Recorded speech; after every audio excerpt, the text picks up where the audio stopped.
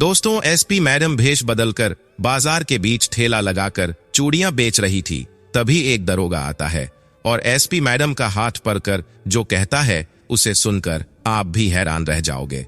लेकिन इस वीडियो को शुरू करने से पहले वीडियो के लिए एक लाइक तो बनता है। तो दोस्तों, शहर के सबसे व्यस्त बाजार में आज एक नई दुकान लगी थी। चूड़ियों की एक छोटी सी दुकानदार थी। एक दुबली पतली औरत जिसने अपना सिर और एक दुपट्टे से ढक रखा था। आंखों में काजल था और चेहरा हल्के घूंघट में छिपा हुआ था। कोई सोच भी नहीं सकता था कि यह महिला असल में शहर की तेज तरार पुलिस अधीक्षक एसपी रागिनी वर्मा थी। रागिनी वर्मा एक सख्त और ईमानदार अधिकारी थी। उनका व्यक्तित्व ऐसा था कि पूरे पुलिस महकमे में उनका मान किया जाता था। लेकिन उन्हें इस बात की भी जानकारी थी कि कुछ पुलिसकर्मी अपनी वर्दी का गलत इस्तेमाल करते हैं। वे आम जनता को परेशान करते हैं, रिश्वत लेते हैं और दादागिरी दिखाते हैं। कई बार उनके पास ऐसी शिकायतें आती थी कि बाजार में कुछ पुलिसकर्मी गरीब दुकानदारों से बदसलूकी करते हैं, मुफ्त में सामान उठाते हैं और मना करने पर धमकाते हैं। इन्हीं घटनाओं की सच्चाई जानने के लिए एसपी मैडम ने खुद चूड़ी वाली का भेष धरने का फैसला किया। उन्होंने एक छोटे से बाजार में सड़क के किनारे अपनी दुकान सजा ली थी। सामने रंग बिरंगी कांच की चूड़ियां करीने से रखी गई थी। कुछ महिलाएं पहले ही उनकी दुकान पर आकर चूड़ियां देखने लगी। बहन जी, यह गुलाबी वाली कितने की है? एक ग्राहक ने पूछा। रागिनी ने मुस्कान के साथ जवाब दिया, एते दर्जन है, अच्छी क्वालिटी है, लीजिएगा तो पसंद आएंगी। ग्राहक ने चूड़ियां खरीदी और पैसे देकर चली गई।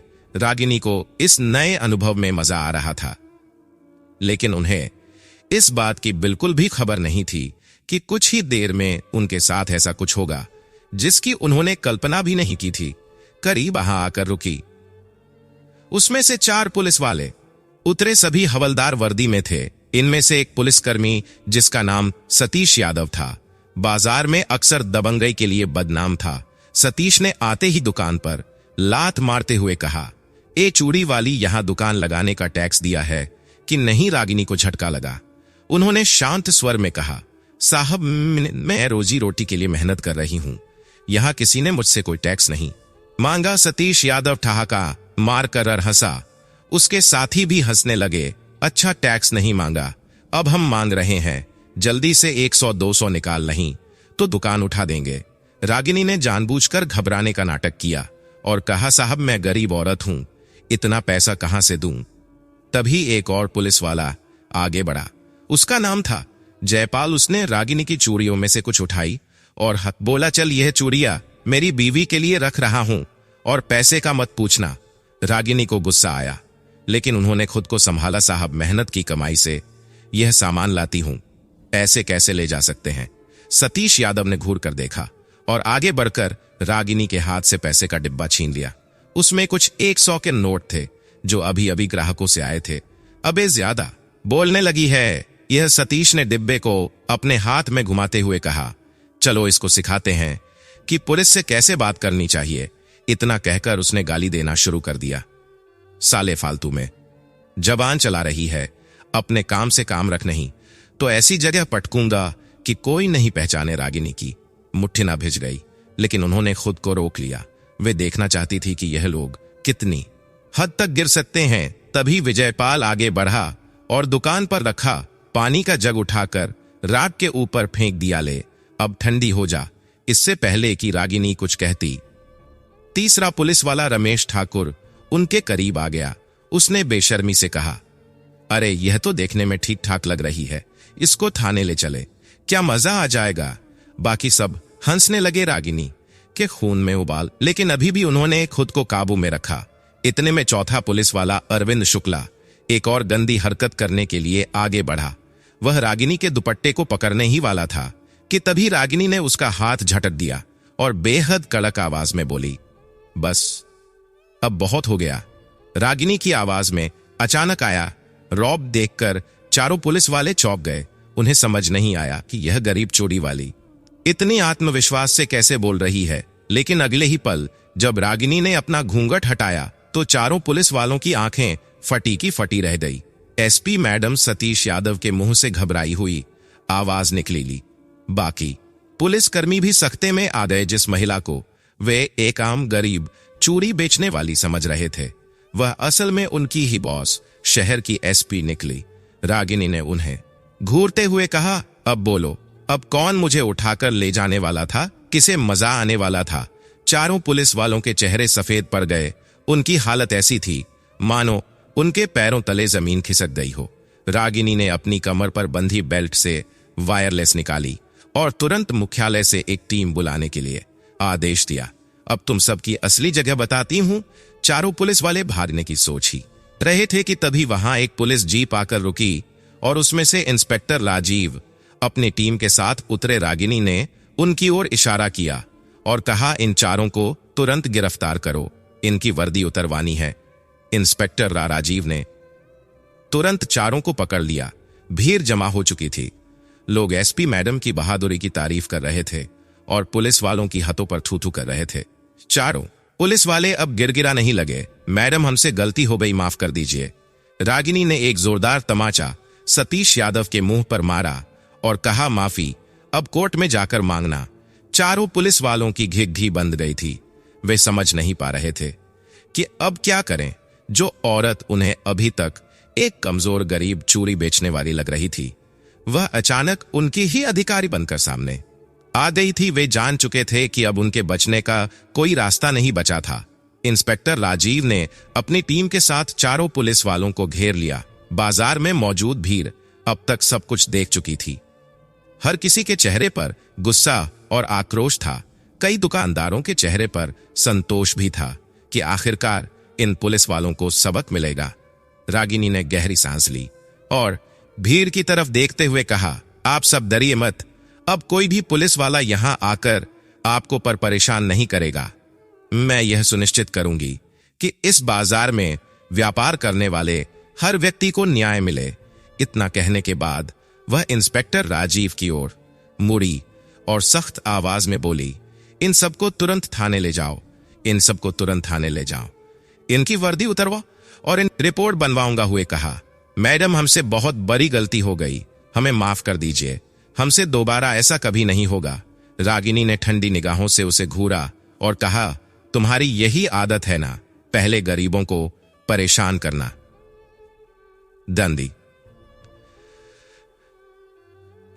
दंदी गालियां देना, उनकी इज्जत से खिलवाड़ करना। जाओ तो माफी मांगना, अब माफी नहीं मिलेगी, अब तुम्हें तुम्हारी करतूतों की सजा मिलेगी। इसके बाद उन्होंने इंस्पेक्टर राजीव को इशारा किया, इन्हें जीप में डालो और ध्यान रहे ये किसी भी तरह बचने ना पाए। इंस्पेक्टर राजीव और उनकी टीम ने तुरंत चारों पुलिस वालों को हथकड़ियां पहनाई और जीप में बैठा दिया। जब जब जीप चलने लगी तो बाजार में खड़े लोग तालियां बजाने लगे। सभी लोग एसपी मैडम की बहादुरी की तारीफ कर रहे थे, लेकिन रागिनी को पता था कि सिर्फ इन 4 पुलिस वालों को पकड़ लेने से समस्या खत्म नहीं होगी। यह सिर्फ एक शुरुआत थी। उन्हें पूरे पुलिस विभाग में छुपे हुए ऐसे भ्रष्ट और बदमाश लोगों को बाहर निकालना था, ताकि कोई भी अधिकारी अपनी वर्दी का दुरुपयोग ना कर सके। बाजार में खड़े कुछ लोग उनके पास आए और उन्हें धन्यवाद देने लगे। एक बूढ़ी महिला जिसकी उम्र लगभग 60 साल थी, उनके सामने हाथ जोड़कर खड़ी हो गई, बिटिया, तुम भगवान के रूप में आई हो। यह लोग हम गरीबों की रोजी रोटी छीनने पर तुले थे। हर हफ्ते हमसे जबरदस्ती पैसे वसूलते थे। अगर कोई मना करता तो उसे मारते पीटते थे। रागिनी का मन भारी हो गया। उन्होंने उस बूढ़ी महिला के कंधे पर हाथ रखा और कहा, अब आपको डरने की जरूरत नहीं है। मां, मैं देखूंगी कि किसी गरीब पर अत्याचार ना कर सके। इतने में ही एक नौजवान लड़का जो एक चाय की दुकान चलाता था, उनके पास आया और बोला, मैडम, आप नहीं जानती यह लोग कितनी गंदी हरकतें करते थे।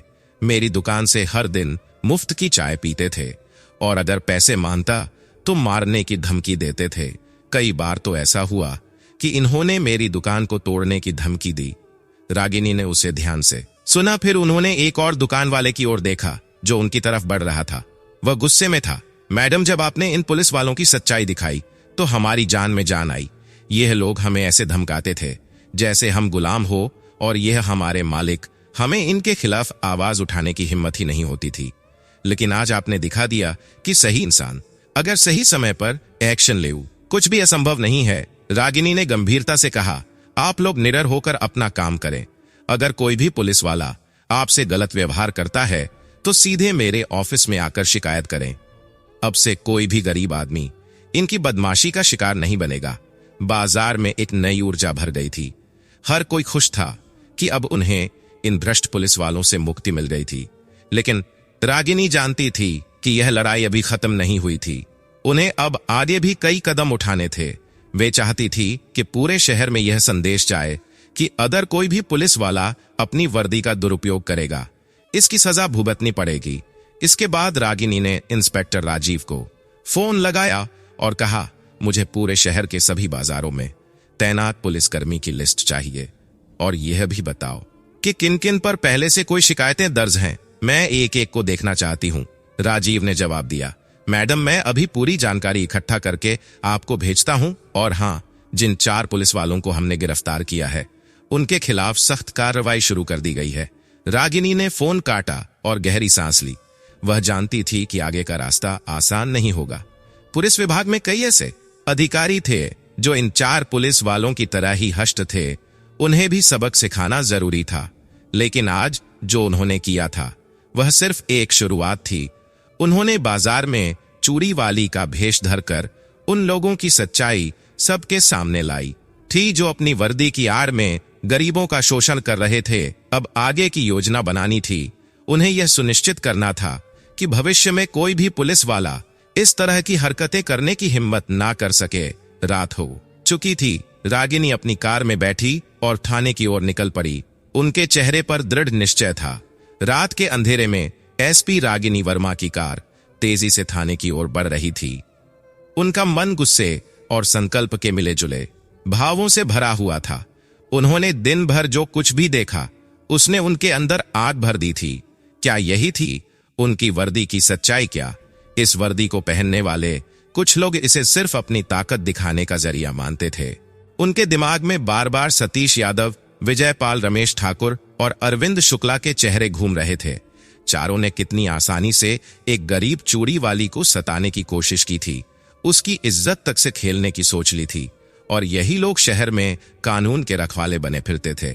थाने पहुंचते ही रागिनी ने गाड़ी से उतरते ही इंस्पेक्टर राजीव को कड़क आवाज है। राजीव तुरंत सामने आया। मैडम लॉकअप में बंद है। इनके खिलाफ चार्जशीट तैयार की जा रही है। रागिनी ने बिना समय गंवाए लकअप का दरवाजा खोला। चारों पुलिस वाले सिर जो झुकाए खड़े थे। जब उन्होंने रागिनी को अंदर आते देखा तो घबराहट उनके चेहरे पर साफ दिखने लगी। मैडम हमें माफ कर दीजिए, हमसे बहुत बड़ी गलती हो गई, सतीश यादव ने गिरगिरा हुए कहा। रागिनी ने बिना एक पल भी झज के सतीश यादव के गाल पर जोरदार थप्पड़ जड़ दिया। फिर विजयपाल की ओर बढ़ी और उसे भी ऐसा ही थप्पड़ मारा। गलती अब गलती का एहसास हो गया। जब एक महिला को सरेआम सताते थे, गालियां देते थे, धमकाते थे, तब याद नहीं आया कि गलती कर रहे हो। रागिनी की आवाज पूरे थाने में गूंज गई। चारों पुलिस वाले अब पूरी तरह कांप चुके थे। तुम्हें वर्दी पहनने का हक नहीं है। तुम जैसे लोग इस पुलिस महकमे के नाम पर धब्बा हो। जनता के रक्षक बनने की बजाय तुमने खुद को गुंडा समझ लिया। अब देखती हूं कि कैसे बचते हो। रागिनी ने तुरंत इंस्पेक्टर राजीव को आदेश दिया, इन सब की वर्दी अभी के अभी उतरवा जाए और इन्हें सस्पेंड किया जाए। मैं खुद इनके खिलाफ जांच कमेटी बैठागी और जब तक जांच पूरी नहीं होती यह बाहर नहीं निकलेंगे। राजीव ने आदेश का पालन किया। कुछ ही मिनटों में चारों पुलिस वालों की वर्दी उतरवा दी गई और उन्हें सिर्फ कैदी के कपड़ों में छोड़ दिया गया। वे अब तक चीख चीख कर माफी मांग रहे थे, लेकिन रागिनी का दिल बिल्कुल कठोर हो चुका था। थाने से बाहर निकलते ही रागिनी ने पूरे शहर के पुलिस स्टाफ की मीटिंग बुलाई। अगले ही घंटे सभी पुलिस अधिकारी, सब इंस्पेक्टर और सिपाही एक बड़े हॉल में जमा हो चुके थे। रागिनी मंच पर खड़ी हुई और बिना किसी भूमिका के बोलना शुरू किया। आज जो हुआ वह सिर्फ उन 4 पुलिस वालों की गलती नहीं थी, यह पूरे सिस्टम की गलती है। यह गलती हमारी है कि हमने अपनी ही वर्दी की इज्जत को तार तार होते देखा और कुछ नहीं किया। यह गलती उन लोगों की भी है जिन्होंने ऐसे भ्रष्ट पुलिस वालों को पनपने दिया। पूरे हॉल में सन्नाटा छा गया था।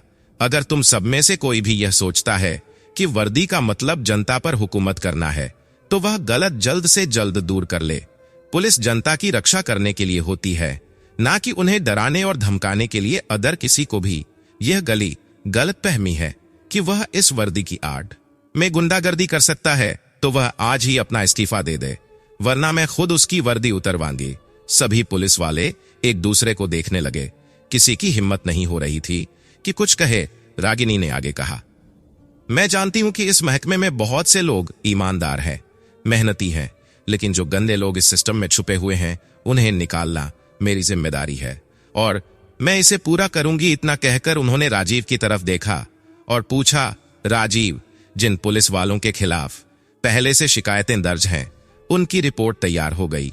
राजीव ने फाइल खोलते हुए कहा, हां मैडम, कुल मिलाकर 25 पुलिस वालों के खिलाफ भ्रष्टाचार, रिश्वतखोरी, बदसलूकी और अन्य अपराधों की शिकायतें हैं। रागिनी ने ठंडे स्वर में कहा, अच्छा, तो इन 25 के खिलाफ तुरंत जांच शुरू करो और इन सबको अस्थायी रूप से सस्पेंड किया जाए जब तक जांच पूरी नहीं होती। मैं खुद इन मामलों की निगरानी करूंगी। हॉल में बैठे कई पुलिस कर्मियों के चेहरे उतर गए। उनमें से कुछ ऐसे भी थे जो खुद को बचा हुआ समझ रहे थे, लेकिन अब वे भी डर गए थे कि कहीं अगला नंबर उनका ना हो। रागिनी ने अपनी बात खत्म करते हुए कहा, यह आखिरी चेतावनी है। अगर कोई भी पुलिस वाला जनता को परेशान करता पाया गया, तो समझ लेना कि उसकी वर्दी सिर्फ एक दिन की मेहमान होगी। अब सब लोग अपने अपने ड्यूटी पर लौटे, लेकिन याद रखो, मैं हर जगह हूं। मीटिंग खत्म हुई, लेकिन उस दिन पूरी पुलिस फोर्स में हड़कंप मच गया था। हर कोई अब अपनी हरकतों को सुधारने की कोशिश करने लगा था। रागिनी ने राहत की सांस ली, लेकिन उन्हें पता था कि उनकी असली लड़ाई अभी खत्म नहीं हुई थी। यह सिर्फ पहला कदम था। उन्हें अभी और भी ऐसे कई भ्रष्ट लोगों को बेनकाब करना था। थाने से निकलकर उन्होंने अपनी गाड़ी स्टार्ट की और अपने घर की ओर चल पड़ी, लेकिन उनके दिमाग में अभी भी वही बाजार घूम रहा था। उन्हें याद आ रहा था कि किस तरह गरीब दुकानदारों ने उन्हें अपनी पीड़ा सुनाई थी। अब किसी गरीब को नहीं सताने दूंगी।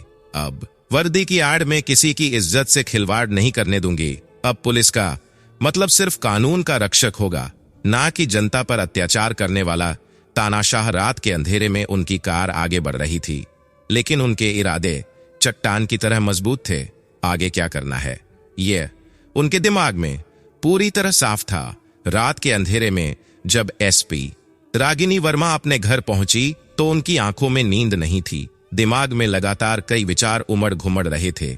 उन्होंने आज एक बड़ा कदम उठाया था, लेकिन यह केवल शुरुआत थी। पुलिस विभाग में फैले भ्रष्टाचार को जड़ से खत्म करने के लिए उन्हें और भी सख्त कार्रवाई करनी थी। उन्होंने टेबल पर रखे पानी के गिलास को उठाकर एक घूंट भरा और गहरी सांस ली। तभी उनका फोन बजा। इंस्पेक्टर राजीव का कॉल था। राजीव, उन्होंने फोन उठाते ही पूछा, मैडम, हमारे पास कुछ और चौंकाने वाली जानकारी आई है। क्या जब हमने उन 25 पुलिस वालों की जांच शुरू की, तो हमें पता चला कि इनमें से कुछ लोग न सिर्फ रिश्वतखोरी में लिप्त थे, बल्कि वे अपराधियों के साथ भी साठगांठ रखते थे। कई मामलों में यह अपराधियों को बचाने के लिए खुद सबूत मिटाते थे और निर्दोष लोगों को फंसाने का काम करते थे। रागिनी की भौं तन गई। यह बात उनके लिए नई नहीं थी, लेकिन जब यह सब कुछ ठोस सबूतों के साथ सामने आया, तो उनका गुस्सा 7वें आसमान पर पहुंच गया। मुझे पूरी रिपोर्ट चाहिए, एक एक नाम, एक एक मामला। मैं इसे खुद देखूंगी। जी मैडम, मैं रिपोर्ट तैयार करवा रहा हूं, सुबह आपके पास पहुंचा दूंगा। रागिनी ने फोन काट दिया और खिड़की से बाहर देखने लगी। दूर सड़क पर स्ट्रीट लाइट की हल्की रोशनी पड़ रही थी। उनका मन उथल पुथल से भरा हुआ था। अगर वर्दी पहनकर कोई अपराधी से भी बदतर हरकत करे, तो वह सबसे बड़ा गुनहगार होता है, उन्होंने मन ही मन सोचा। सुबह होते ही वे सीधे अपने ऑफिस पहुंची। वहां पहले से ही कुछ पत्रकार उनका इंतजार कर रहे थे। कल की घटना अब मीडिया की सुर्खियों में थी। हर कोई जानना चाहता था कि एएसपी मैडम ने अपने ही पुलिसकर्मियों पर इतनी सख्त कार्रवाई क्यों की। जैसे ही वे ऑफिस में घुसी, एक रिपोर्टर ने उनसे पूछा, मैडम, आपने 4 पुलिस को गिरफ्तार करवाया, 25 को सस्पेंड कर दिया। क्या आपको नहीं लगता कि इससे पुलिस फोर्स का मनोबल गिर सकता है? रागिनी ने ठंडी निगाहों से उस रिपोर्टर को देखा और जवाब दिया, अगर मनोबल किसी को डराने धमकाने रिश्वत लेने और जनता को सताने में है तो वह मनोबल गिरना ही चाहिए। मुझे एक ईमानदार और जवाबदेह पुलिस चाहिए, ना कि गुंडों का एक गिरोह। रिपोर्टर चुप हो गया। थोड़ी देर बाद इंस्पेक्टर राजीव पूरी रिपोर्ट लेकर उनके ऑफिस पहुंचा। मैडम, यह रही वह रिपोर्ट, इसमें सारे मामलों की डिटेल है। रागिनी ने फाइल खोली और ध्यान से पढ़ने लगी। हर एक पन्ने पर पुलिस वालों की गंदी करतूतें दर्ज थी। किसी ने अवैध वसूली की थी तो किसी ने अपराधियों की मदद की थी। कई पुलिस वालों पर तो यह भी आरोप थे कि वे महिलाओं से बदसलूकी करते थे और शिकायत करने वालों को धमकाते थे। उन्होंने गहरी सांस ली और फाइल बंद कर दी। राजीव, इन सबके खिलाफ तुरंत विभागीय जांच शुरू करवाओ और जिनके खिलाफ पुख्ता सबूत हैं उन्हें निलंबित करने के बजाय सीधा बर्खास्तगी की सिफारिश करो। यह सफाई अभियान अब और आगे बढ़ेगा। जी मैडम, अब यह मामला और बड़ा हो चुका था। पूरी पुलिस फोर्स में हलचल मच गई थी। कई पुलिस वाले डर गए थे कि कहीं उनका नाम भी इस लिस्ट में ना आ जाए। कुछ ईमानदार पुलिसकर्मियों को खुशी भी हो रही थी कि अब वे बिना किसी दबाव के काम कर पाएंगे। दूसरी ओर शहर के कुछ बड़े नेताओं और अपराधियों को यह खबर पसंद नहीं आई थी। कई ऐसे नेता थे जो इन भ्रष्ट पुलिस वालों का इस्तेमाल अपने फायदे के लिए करते थे। अब जब रागिनी ने उन पर शिकंजा कसना शुरू किया तो वे बेचैन हो उठे। उसी शाम रागिनी के ऑफिस में एक अनजान नंबर से कॉल आया। एसपी मैडम, ज्यादा ईमानदार बनने की कोशिश मत करो, यह तुम्हारे लिए अच्छा नहीं होगा। रागिनी ने बिना घबराए पूछा, कौन बोल रहा है? तुम्हें जानने की जरूरत नहीं है, बस इतना समझ लो कि अगर ज्यादा बहादुरी दिखाओगी तो का अंजाम अच्छा नहीं होगा। रागिनी ने ठंडी हंसी हंसी धमकी देने वाले बहुत देखे हैं। अगर हिम्मत है तो सामने आकर बात करो। समझदार को इशारा ही काफी होता है। कॉल कट गया। रागिनी ने फोन टेबल पर रखा और मुस्कुराई। अब वे पूरी तरह तैयार थी। अगर कोई यह सोचता है कि मुझे धमकी देकर रोक सकता है तो वह बहुत बड़ी भूल कर रहा है, उन्होंने मन ही मन कहा। उसी रात उन्होंने अपने सभी वरिष्ठ अधिकारियों की एक आपातकाल मीटिंग बुलाई। वहां उन्होंने साफ साफ कहा, हमारे सामने दो रास्ते हैं, या तो हम इस भ्रष्टाचार को खत्म करें या फिर इसे चलता रहने दें और खुद भी इसका हिस्सा बन जाए, लेकिन मैं दूसरा रास्ता कभी नहीं चुनूंगा। दया रागिनी ने अपनी बात जारी रखी। जो लोग इस सफाई अभियान में मेरे साथ हैं वे पूरी ईमानदारी से काम करें और जो लोग खुद को इस गंदगी में शामिल पाते हैं वे या तो खुद सुधर जाए या फिर हम उन्हें हटा दें। अब यह साफ हो चुका था कि रागिनी पीछे हटने वाली नहीं थी। रात को जब वे अपने घर पहुंची तो उनके दरवाजे पर एक लिफाफा रखा मिला। उन्होंने लिफाफा खोला तो उसमें एक चिट्ठी थी। अगर जिंदा रहना चाहती हो तो यह सब बंद कर दो, वरना बहुत बुरा होगा। रागिनी ने चिट्ठी को मोड़ा और जलती हुई मोमबत्ती के पास ले जाकर जला दिया। अब खेल शुरू हुआ है, उन्होंने खुद से कहा। रात का सन्नाटा शहर की गलियों में पसरा हुआ था, लेकिन एसपी रागिनी वर्मा के मन में अजीब हलचल थी। उनके कदमों की आहट उनके ही घर के फर्श पर गूंज रही थी। हाथ में वह जली हुई चिट्ठी की राख थी जो उन्हें मिली धमकी का सबूत थी, लेकिन उनके चेहरे पर कोई डर नहीं था, बल्कि एक अजीब ठहराव था। एक ऐसा ठहराव जो तूफान के आने से पहले होता है। उन्होंने अपनी कुर्सी पर बैठते ही फोन उठाया और इंस्पेक्टर राजीव को कॉल किया। राजीव, क्या हमारी टीम अलर्ट पर है? जी मैडम, हमने उन सभी संदिग्ध पुलिस वालों और अपराधियों की गतिविधियों पर नजर रखनी शुरू कर दी है। लेकिन मैडम, एक बात और है। रागिनी ने गहरी सांस ली। क्या बात है? मैडम, हमारी इंफॉर्मेशन के मुताबिक शहर के कुछ बड़े नेता और अपराधी इस सफाई अभियान से नाराज हो चुके हैं। वे अपने तरीकों से आपको रोकने की कोशिश कर सकते हैं। रागिनी हल्की मुस्कान के साथ बोली, मैंने अपने करियर में कई बार ऐसी धमकियां सुनी है, लेकिन किसी की हिम्मत नहीं हुई कि मुझे रोक सके। अगर कोई सोच रहा है कि मैं डर जाऊंगी तो उसे बहुत बड़ा धोखा हुआ है। समझ गया मैडम, हम पूरी तरह से सतर्क रहेंगे। रागिनी ने फोन रख दिया। उनकी आंखों में एक नई चमक थी। अब यह लड़ाई केवल भ्रष्ट पुलिस वालों के खिलाफ नहीं थी, बल्कि उन ताकतों के खिलाफ थी जो सालों से इस सिस्टम को खोखला बना रही थी। सुबह होते ही उन्होंने अपने ऑफिस में एक प्रेस कॉन्फ्रेंस बुलाई। पत्रकारों से भरा हॉल उनकी हर बात को रिकॉर्ड कर रहा था। मैं साफ साफ कहना चाहती हूं कि पुलिस विभाग में भ्रष्टा को बिल्कुल बर्दाश्त नहीं किया जाएगा। हमने अब तक कई पुलिस वालों को निलंबित किया है और कुछ को बर्खास्त करने की प्रक्रिया में है, लेकिन यह सिर्फ शुरुआत है। एक पत्रकार ने हाथ उठाकर पूछा, मैडम, क्या आपको इस सफाई अभियान के कारण किसी तरह की धमकियां मिली है? रागिनी ने बेझिझक जवाब दिया, हाँ, मुझे धमकियां मिली है, लेकिन मैं यह बताना चाहती हूं कि अगर कोई यह सोच रहा है कि धमकियों से मैं पीछे हट जाऊंगी तो वे गलत सोच रहे हैं।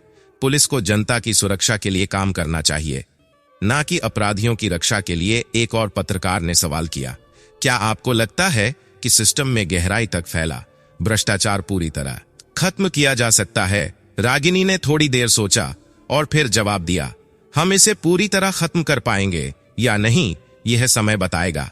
लेकिन मैं इतना जरूर कह सकती हूं कि जब तक मैं इस कुर्सी पर हूं, किसी को भी कानून से खेलने की इजाजत नहीं दूंगी। प्रेस कॉन्फ्रेंस खत्म होने के बाद रागिनी ने अपने ऑफिस में राजीव और अन्य वरिष्ठ अधिकारियों की बैठक बुलाई। हमें अपनी को और मजबूत करना होगा, रागिनी ने कहा। हमारे पास भ्रष्ट पुलिस वालों की लिस्ट तो है ही, लेकिन अब हमें उन बाहरी ताकतों पर भी नजर रखनी होगी जो इस सिस्टम को चलाने का दावा करते हैं। राजीव ने एक फाइल आगे बढ़ाई, मैडम, हमने उन नेताओं और अपराधियों की पहचान कर ली है जो इन भ्रष्ट पुलिस वालों के साथ जुड़े हुए हैं। इनमें से कुछ लोग राजनीति में ऊंचे पदों पर हैं और कुछ शहर के बड़े अपराधी हैं। रागिनी ने फाइल उठाई और ध्यान से पढ़ने लगी। हर नाम के साथ जुड़ी फाइलें उनकी गवाही दे रही थी, कैसे ये नेता और अपराधी पुलिस को अपने फायदे के लिए इस्तेमाल करते थे, कैसे वे गरीबों का शोषण करते थे और कैसे वे कानून को अपनी जेब में रखने का सपना देखते थे। अब वक्त आ गया है कि इन पर भी कार्रवाई की जाए, रागिनी ने कहा। लेकिन मैडम, एक अधिकारी ने झिझक हुए कहा, इनमें से कुछ लोग बहुत ताकतवर हैं, अगर हमने उन पर हाथ डाला तो यह मामला बहुत बड़ा हो सकता है।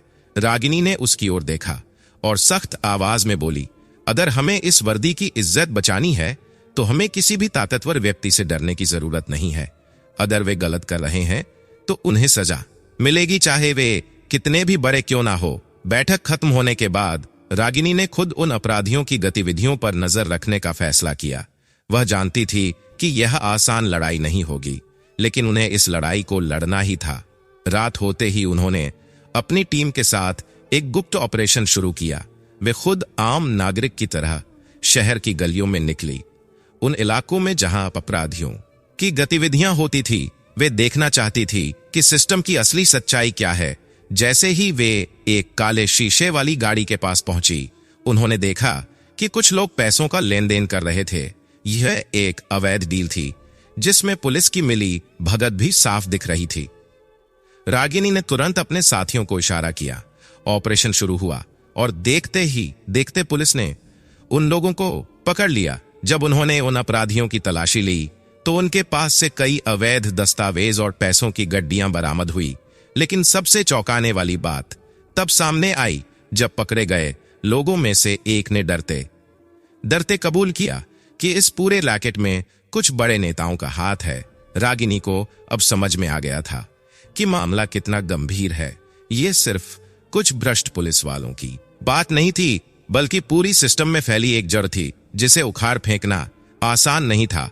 लेकिन उन्होंने ठान लिया था कि वे इसे खत्म करके ही दम लेंगी। रात गहरी हो रही थी, लेकिन एसपी रागिनी वर्मा की आंखों में एक नया संकल्प चमक रहा था। अब ना कोई धमकी उन्हें डरा सकती थी। इस कहानी से यह सीख मिलती है कि अगर कोई व्यक्ति अपने सिद्धांतों पर अडिग रहे और ईमानदारी से अपने कर्तव्यों का पालन करे, तो वह चाहे जिस भी राह पर चले मुश्किलें आए, लेकिन अंत में वही व्यक्ति सही साबित होता है। किसी भी कठिनाई से घबराना नहीं चाहिए, क्योंकि सच्चाई की ताकत सबसे बड़ी होती है। यह कहानी हमें बताती है कि बदलाव की शुरुआत खुद से होती है, और अगर दिल में सच्चाई और न्याय का जुनून हो तो हर रुकावट एक कदम और बढ़ने का कारण बनती है। अगर आपको यह कहानी पसंद आई हो तो कृपया इस वीडियो को लाइक करें और ऐसे और बेहतरीन कंटेंट के लिए हमारे चैनल को सब्सक्राइब करें। दोस्तों, फिर मिलते हैं ऐसे ही इंटरेस्टिंग वीडियो के साथ। तब तक आप सभी लोगों का बहुत बहुत धन्यवाद।